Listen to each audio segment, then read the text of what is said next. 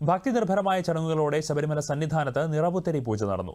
തന്ത്രി കണ്ഠരര് ബ്രഹ്മദത്തന്റെ കാർമ്മികത്വത്തിലാണ് പൂജ നടന്നത്. നിറപുത്തരി പൂജകൾ പൂർത്തിയാക്കി ശബരിമല നട ഇന്ന് രാത്രി 10 മണിക്കടയ്ക്കും.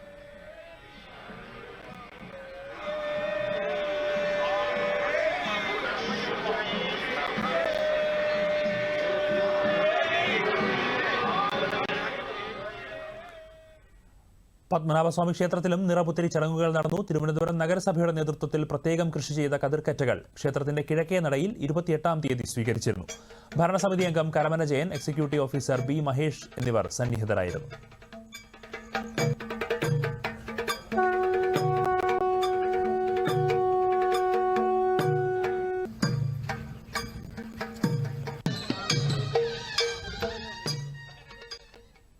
തിരുവനന്തപുരം ആറ്റുകാൽ ഭഗവതി ക്ഷേത്രത്തിലും രാവിലെ നിറപുത്തരി പൂജ നടന്നു. നിരവധി ഭക്തർ പൂജകളിൽ പങ്കെടുത്തു. വിശേഷാൽ പൂജകളും അനുബന്ധിച്ച് നടന്നു.